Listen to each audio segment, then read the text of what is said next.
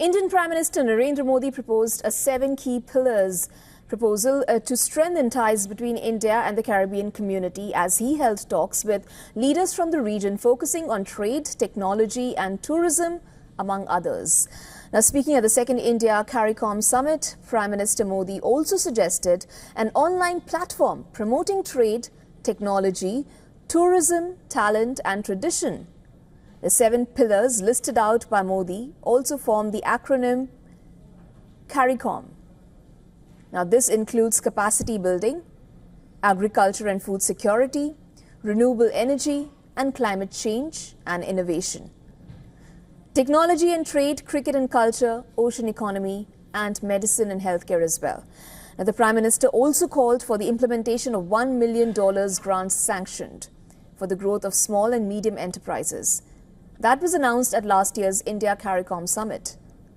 Furthermore, the Indian Prime Minister was conferred with the Dominica Award of Honor by the country's president, and he also held bilateral talks with several Caribbean countries, including the Bahamas, the Barbados, Trinidad and Tobago, St. Lucia and Grenada. Now, as the Prime Minister wraps up his state visit to Guyana today, several memorandum of understandings were signed in different sectors like defence, healthcare and medicine, agriculture, hydrocarbons, and also on the deployment of UPI payment system in Guyana. Earlier, the Indian Prime Minister and his Guyanese counterpart, Mohammad Irfan Ali, planted a sapling under Ek Ped Maa Ke Naam initiative at the Georgetown in Guyana. The Guyanese president lauded Prime Minister Modi as a champion among leaders while also lauding his governance style.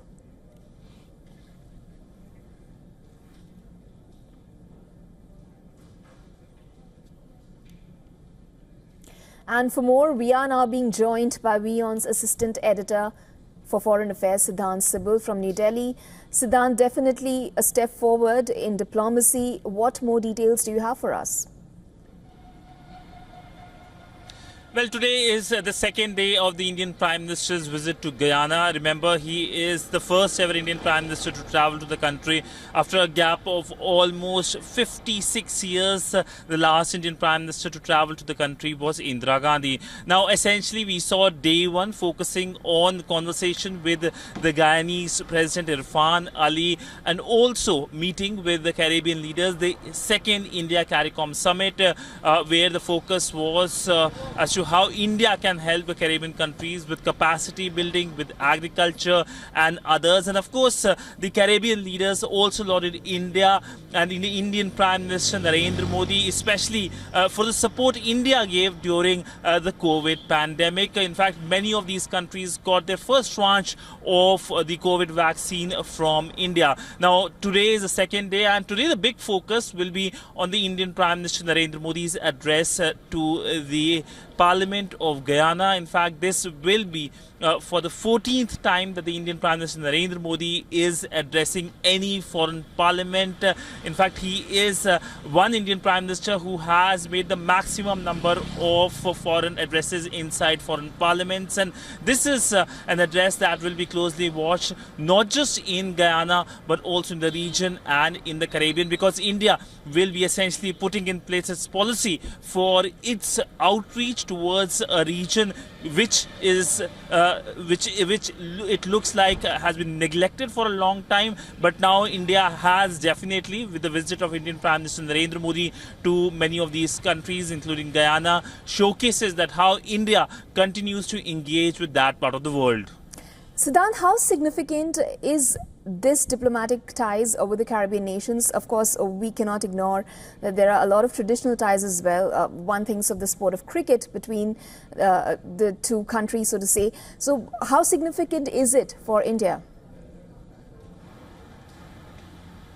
Well, essentially, as you pointed out with cricket, I'll start with cricket. In fact, cricket diplomacy is something that's quite popular between India and the Caribbean countries. And we have seen whenever the Indian External Affairs Minister has met with many of the Caribbean leaders, cricket is part of the conversation. And no doubt it is part of the conversation between Indian Prime Minister Narendra Modi and many of these Caribbean leaders as well. But essentially, if we look at the Caribbean countries, there are many countries. And India is now engaging with all these countries as part of a larger platform, which is the India-CARICOM Summit meeting. The first such summit meeting happened in New York in 2019. This is the second such summit meeting, and India has a similar mechanism with the countries of the Pacific. India engages with all the countries of the Pacific under a platform called the India-Pacific Forum. The last such summit happened in Papua New Guinea last year. Now, essentially, these are countries who are small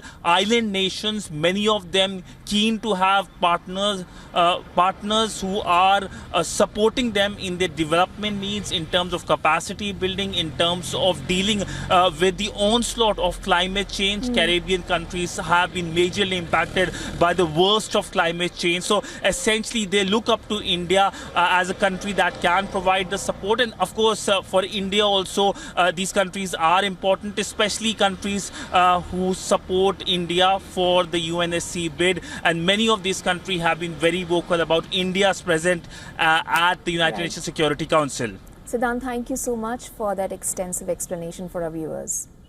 For all the latest news, download the WION app and subscribe to our YouTube channel.